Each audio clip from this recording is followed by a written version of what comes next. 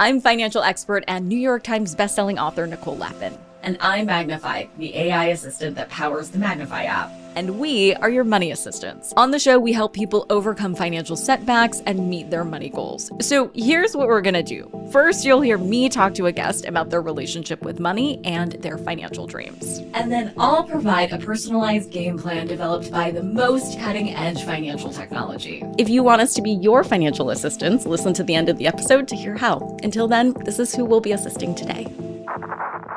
Hi, my name is Kira. I live in Colorado and I make $85,000 a year. I contribute to my retirement accounts and I'm debt-free after paying off about $12,000 in credit card debt a few years ago.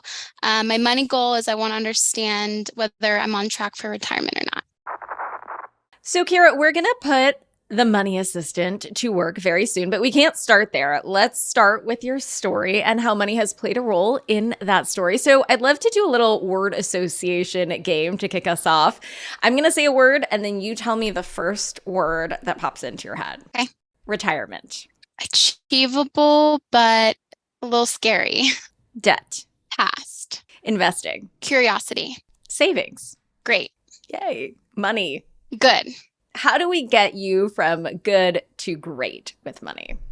I think just being a little bit more comfortable with being financially literate and just a little bit more educated on the steps that I'm taking, because I feel like I'm in the right direction. And I know there's no right or wrong path. And I know it's not linear journey. It's more of like, windy road. I'm kind of doing these decisions that I know are like for the right reasons, but I don't necessarily understand where the money is going when I know where it's going, but like, where is it going to take me? You know what I mean? I think that's really my kind of gap in financial knowledge. Okay, so before we get to where it will take you, let's talk about where you've been.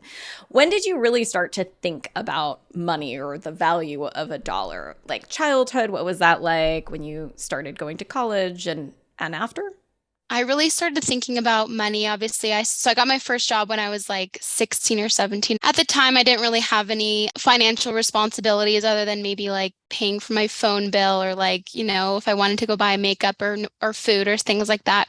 When I was 19, I was forced to kind of move out of one of my parents' house. It was a tough time, but I really learned that you kind of have to rely on yourself. I would say that young, I really learned that it's my money and I need to like take care of myself. In my early 20s, I didn't have the best relationship with money. I was spending a lot and I had a credit card for the first time and I was fine for like the first year or so with it. But in your young 20s, you kind of fall into this, party lifestyle. I was using my credit card very frivolously and I didn't really think about it. I didn't really understand the circumstances. And then 2021, I was looking at this $12K plus credit card debt in my account. And I was like, okay, I can't do this anymore. So I was working full time and I got a side job working at a local bar restaurant. I was just serving and bartending. And for a year, I worked to pay off my credit card debt because I was like, this is not something that I want to take into my next chapter of life. You paid it off in a year. That's awesome. Yeah, in a year. Took a lot of hard work, but it was a goal because I was moving states and I was like, I don't want to bring this with me. I'm ready to just pay it off. Yeah, girl. Round of applause. Let's double click on what kind of debt. It was credit card debt, but what were you buying to rack up that debt? I would use it for trips that I couldn't necessarily afford. I would just go out and get drinks and just all this spending food. I'd be like, oh, what's another $200 on clothes that I don't necessarily need? So it was like all these things that are just kind of, it's fine. I probably could have afforded those things, but because I was spending my money so carelessly and I didn't really think about it, it added up quite significantly. It always happens that way. $20 here, $100 Yeah. there, 200, and it snowballs out of control in no time. I was also there, but you paid it off quicker than I did, so that's awesome. It seems like now you have a clean financial slate and you're looking more toward building your financial future instead of cleaning up the past. Is that right? Yeah.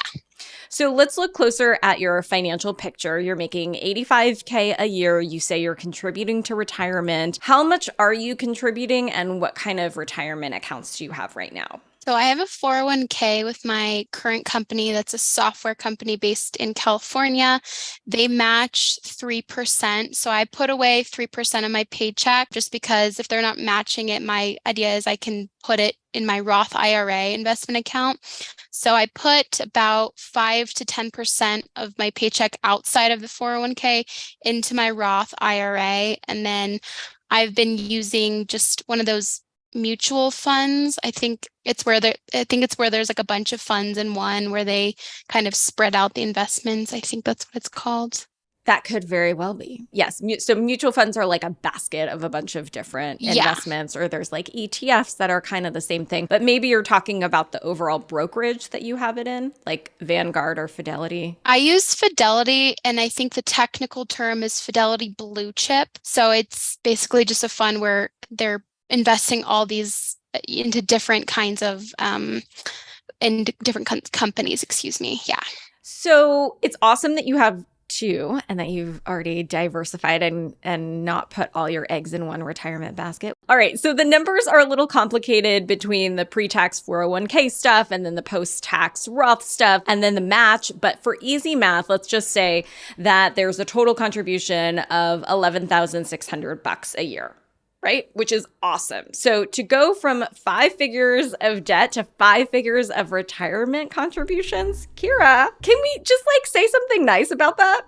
Really proud of myself. I really kind of needed a kick in the butt a little bit. Like a few years ago, I was kind of like figuring out a few other things. So it was really good. And I honestly don't regret having the debt because it's something I wish I would have learned earlier on, but at the same time, I'm like, there's no right or wrong path. So I'm really stoked about it.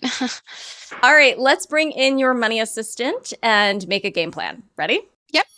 Hi, I'm your AI investing assistant powered by Magnifi. And yes, I'm AI. I'm engineered to answer your biggest investing questions and help you make your money work for you. Hi, Kira. Hello. So I can help you with retirement. First of all, how old are you? 28. How old do you want to be when you retire? Between 62 and 65 or earlier. For now, let's look at how you could retire at 62. How much do you have saved for retirement? In my 401k and my Roth IRA combined, I have about 8-ish K.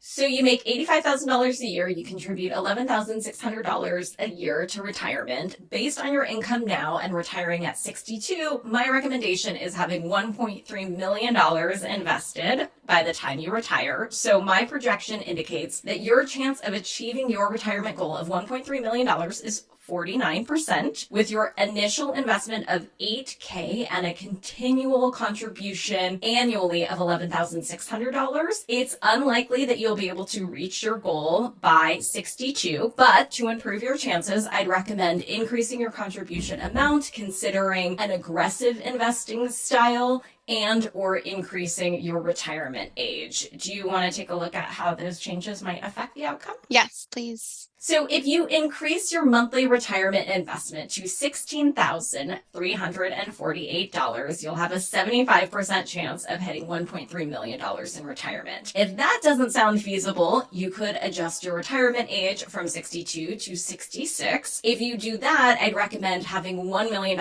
invested by the time you retire. If you continue contributing $11,600 and retire at 66, you'll have an 82% chance of meeting your goal.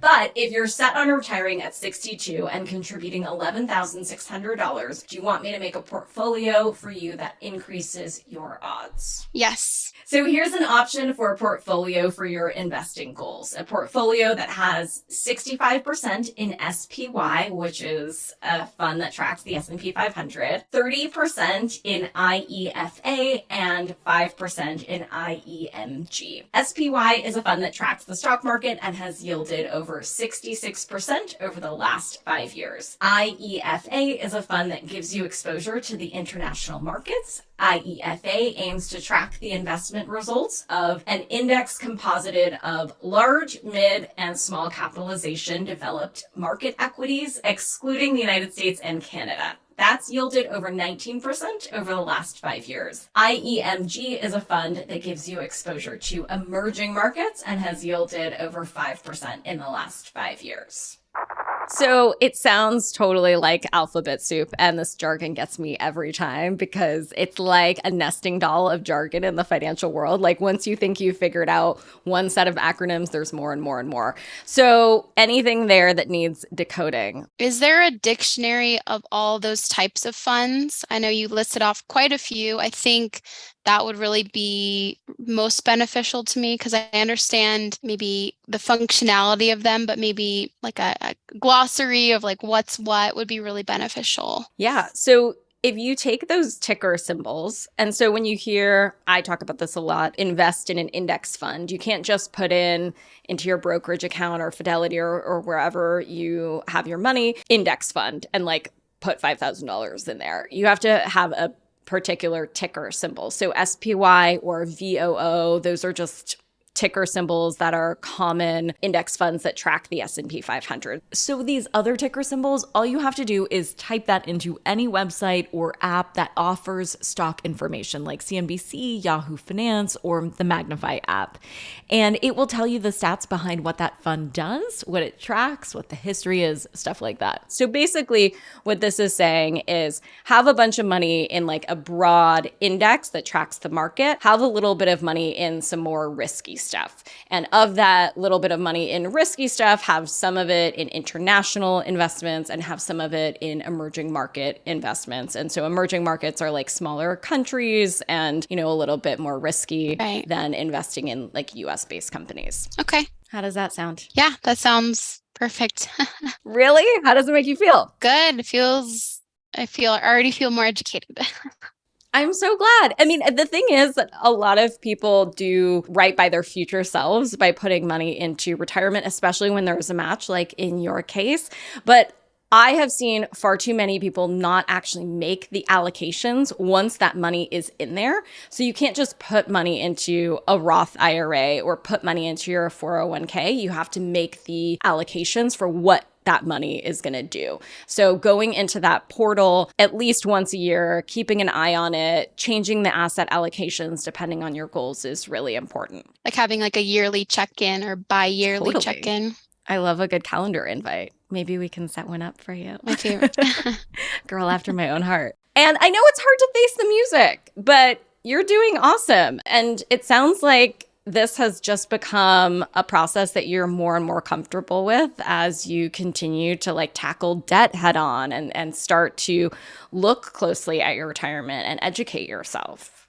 Yeah. So hearing if you continue to invest the same way, you don't have, a high likelihood of retiring at the age you want. I know that's probably not funsies to hear, but the only way we can retire early and have that amazing retirement that we want and we imagine our Betty White future selves to be is to have these really hard, honest conversations, I think. Mm-hmm. No, I totally agree. And definitely becoming a little bit more financially, because I'm pretty financially literate, but being a little bit more in depth with it, hearing that really benefits me because again, like I said, I was kind of just doing it to do it, not really understanding like maybe where it's going quite just yet. So having this conversation really helps put things a little in perspective and just so I can there's more I could be doing because I'm already doing enough and a lot, but there's definitely more I can be doing, which is really nice to hear. You are doing enough and a lot. And yes, there's always room to learn and grow, but you did a really hard thing. I mean, you paid off a bunch of debt. You wouldn't have been able to do that if you buried your head in the sand. So I think it's about breaking out these numbers into bite-sized chunks, and then the goal becomes way less daunting, right? When I was paying off my credit card debt, I broke it down by the day. I don't know if you did that when you were tackling $12K over a year, but I think it becomes more manageable. So that suggestion from Magnifi to invest $16,348 a year instead of $11,600, it sounds like a huge difference, but it just means that you're only contributing about $400 more a month than you already are. So breaking it down that way, doesn't it feel less scary? Yeah, it definitely feels a lot less scary, and I feel I'm a lot more comfortable with talking about money and having regular check-ins checking my bank account on a regular basis. So definitely feels more comfortable. And you paid a $12K down in debt in 1 year. I know you can probably shift some of your spending to free up a few extra bucks here and there to make close to $400 extra a month. What do you think? Yeah, I think that's definitely achievable. I'm not too crazy of a spender. I think maybe the majority of my money that I probably could be allocating to investment is going to savings. So I think I could shuffle that up a little bit and then just adjust some of the spending on things, maybe going out, which I don't do too often, but things like that. I love that. I mean, I think in general, past performance is a great indicator of future success. And you've already had the success with your past financial performance. So I think you're just tackling another goal. And once you break it down and see it for what it is, I think you're going to achieve it. No questions asked. My prognosis is 100% success. Appreciate it. I think so too. Money Assistant is a production of Money News Network. Money Assistant is a sponsored podcast by Magnifi. Magnifi is the AI designed to help you invest. Yes, you. You too can have me and Magnifi as your money assistants. Subscribe to Magnifi at moneyassistant.com, and not only will you get your own AI financial sidekick, but you'll also get access to a members-only live Zoom workshop with me, where I'll answer your investing questions, and together we'll get you on the road to financial freedom. Advisory services are offered through Magnifi LLC, an SEC-registered investment advisor.